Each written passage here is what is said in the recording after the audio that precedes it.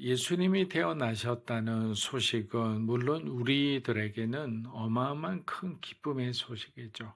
구원의 소식이고. 그러나 모두에게 기쁜 소식이 아니었습니다. 본문은 분명히 말합니다. 헤롯과 온 예루살렘이 소동하였다.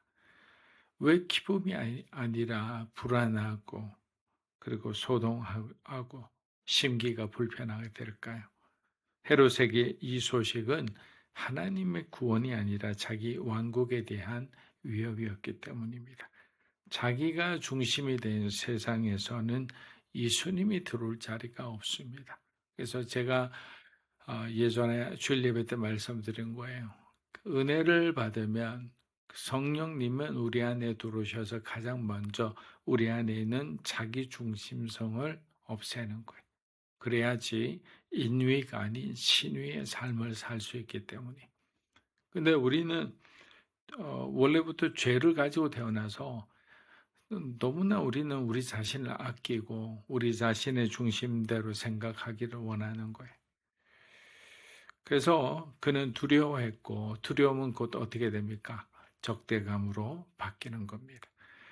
그러나 지도자들, 율법사들은 조금은 달랐습니다. 그들은 성경을 알고 있었고 질문에 정확히 대답했습니다. 그러나 그들은 움직이지 않았어요. 아직 이 사건이 자기들의 삶의 질서를 바꿀 만큼은 아니라고 본 것입니다. 오늘 우리의 모습은 어떻습니까? 우리는 하나님의 임재를 항상 반갑게 느끼지는 않은 것 같습니다. 왜냐하면 하나님의 임재는 우리의 삶을 하나님의 뜻대로 새롭게 정리해 가시기 때문입니다. 예수님이 오시면 지금 내가 세워놓은 계획이 흔들릴 것 같다. 불편한 사람들도 있습니다. 예수님이 오시면 지금 내가 누리는 것들, 내가 지금 이룩한 것들, 지금 내가 느끼는 편안함, 익숙함, 내가 손에 쥔 안정감, 이 중에 어떤 것은 내려놓아야 할 것 같은 그런 마음 때문이죠. 그래서 우리는 말하지는 않지만 마음속으로는 이렇게 말합니다. 주님, 지금은 아닙니다. 조금 더 있다가 오셔도 무방합니다. 헤롯처럼 적대하지는 않지만 지도자들은 지금 판단을 미루고 있는 거예요. 그러나 여러분, 하나님의 임재가 기쁨이 되지 않는다는 말은 하나님이 멀어서가 아니라 하나님이 느껴지지 않아서가 아니라 내가 붙들고 있는 것이 너무 클 때이죠. 오늘 이 새벽 예수님 우리에게 묻고 계십니다. 나는 지금 무엇을 이룰까 두려워 그분의 오심을 미루고 있는가? 라는 이 질문에 여러분들이 곰곰이 생각해 보셨으면 합니다. 자, 우리 3절, 4절 읽어보겠습니다. 헤롯 왕은 이 말을 듣고 심기가 불편했습니다. 예루살렘도 온통 떠들썩했습니다. 헤롯은 백성의 대제사장들과 율법학자들을 모두 불러 그리스도가 어디에서 태어날 것인지를 캐물었습니다. 자, 마태복음 2장 3절 4절에서 마태는 의도적으로 한 인물을 전면에 내세웁니다. 그 사람이 바로 헤롯입니다. 여기서 말한 헤롯은 우리가 흔히 아는 여러 헤롯 중 한 사람이 아닙니다. 이 사람은 바로 예루살렘 성전을 대대적으로 확장한 바로 그 헤롯 대왕이라고 불리는 사람입니다. 그는 로마의 힘으로 왕이 되었고 그 자를 지키기 위해서라면 가족까지 제거했던 아주 폭군 중의 폭군이었습니다. 이런 헤롯에게 유대인의 왕으로 나신이라는 말은 신앙의 언어가 아니었던 거예요. 그는 정치적인 선언이었고 자기 왕국을 위협하는 말이었습니다. 그래서 본문은 말합니다. 헤롯이 이 말을 듣고 심기가 불편했다고. 이 불편한 마음은 감정의 문제가 아니라 본능적으로 헤롯은 알았던 거예요. 이 아기가 자기 삶에 이익이 될 사람인지 아니면 이 자리를 대신할 존재라는 것에 대해서 그는 본능적으로 알고 있었던 거예요. 그래서 그는 대제사장들과 율법학자들을 불러 그리스도가 어디에서 태어나는지를 묻습니다. 중요한 것은 이것입니다. 헤롯은 이 소식을 가볍게 여기지 않았다. 무시하지도 않았고 웃어넘기지도 않았다. 그는 하나님이 혹시라도 일하고 계실 가능성을 심각하게 받아들였습니다. 그러나 그 심각함은 기쁨으로 이어지지 않았어요. 오히려 그런 어떤 영적인 민감함이 어떤 하나님의 어떤 뜻을 알고 하나님의 어떤 방향을 아는 좀 더 선한 쪽으로 이어졌다면 그 사람에게는 어마어마한 축복이 되었을 건데, 이것이 오히려 더 하나님의 반감을 느끼고 하나님께 저항하는 것으로 이루어져서는 전혀 도움이 안 되는 것입니다. 그래서 이 본문은 성탄의 한 장면을 보여주는 것이 아니라 타락한 한 인간의 세계관을 보여주는 것입니다. 자기가 왕인 세계에서는 예수님의 탄생이 기쁠 수가 없다. 우리가 중심인 세상에서는 예수님의 재림은 그다지 반가운 것이 아닌 거예요. 그러나 가난한 자들, 억압받는 자들, 힘이 없어 어쩔 수가 없이 그냥 끌려다니는 그런 사람들에게는 예수님의 소식은 기쁜 소식이고, 정말 마라나타 주님 어서 오소서라고 그렇게 외치는 그들의 고백이 되는 것입니다. 우리가 하나님이 아닌 세상을 기쁨으로 삼고 있다면 주님의 탄생은 결코 기쁨이 될 수 없었을 겁니다. 마태복음 2장 8절 우리 한번 읽어보겠습니다. 헤롯은 박사들을 베들레헴으로 보내며 말했습니다. 가서 샅샅이 뒤져 아기를 꼭 찾으라. 그리고 아기를 찾자마자 나에게도 알리라. 나도 가서 아기에게 경배할 것입니다.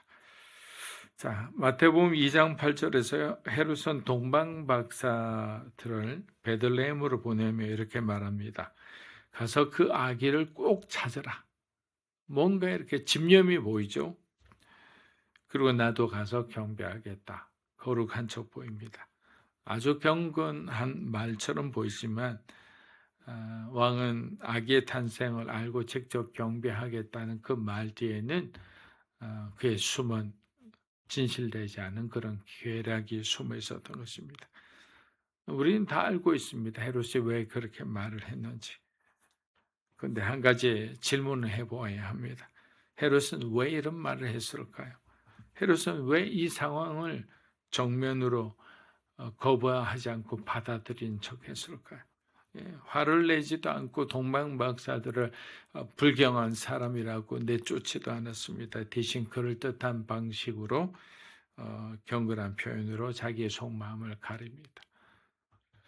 자, 헤롯의 속도선 이것이죠. 예수님을 만나러 가겠다고 말했지만 실제로는 예수님의 그 모든 존재를 자기 통제 안에 두려 했습니다. 지금 어디에 누구랑 함께 있는지, 얼마나 위협이 되는 존재인지, 지금 당장 제거해야 하는지를 자기 눈으로 확인해야 그 다음에 계획들, 다음에 어떤 자기가 생각했던 것들을 행하려 했던 것입니다. 그리고 이 장면이 우리에게 낯설지 않은 이유가 있습니다. 우리도 하나님 앞에서 너무 자주 이런 말을 할 때가 있습니다. 주님 뜻이라면 하겠습니다.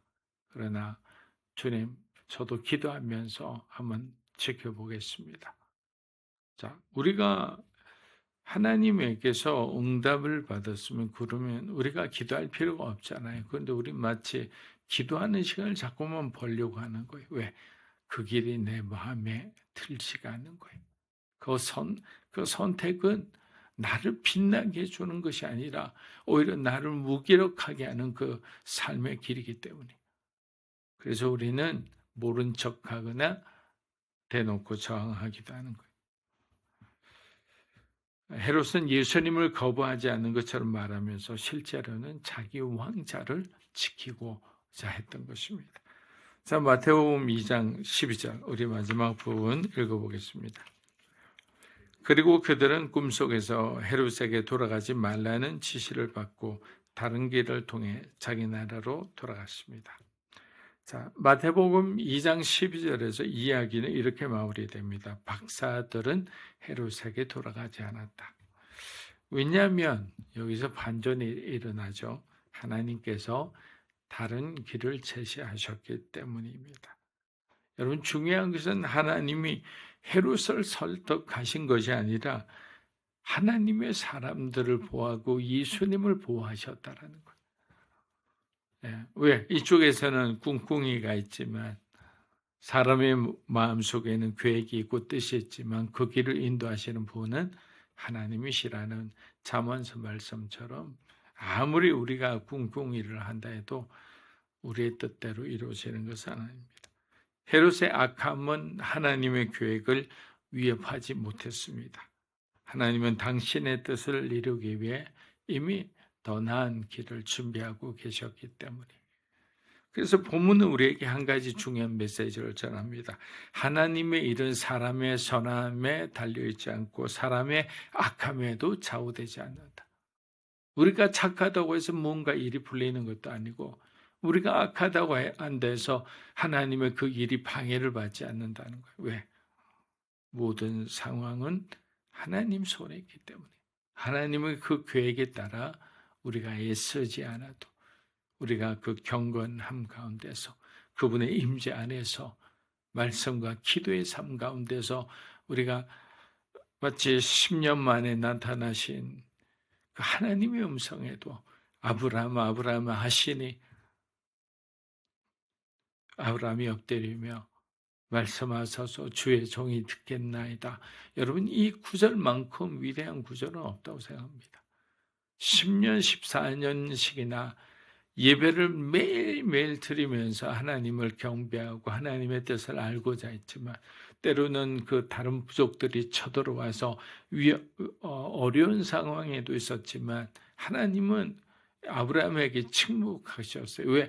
그의 믿음을 하나님의 믿음처럼 이렇게 끌어올리기 위해서겠죠. 민족의 아비가 되는 열국의 아비가 되는 그런 믿음을 가지게 하기 위해서겠죠. 그런데 중요한 것은 정말 10년이 지나도 하나님의 음성을 곧바로 듣고 순종할 수 있었다라는 것은 그가 언제나 기쁠 때나 슬플 때나 더울 때나 추울 때나 언제나 하나님의 앞에서 그 예배의 자리를 지키고 있었기 때문에 항상 좋을 때만 우리가 하나님을 기뻐해서는 안 되는 거예요.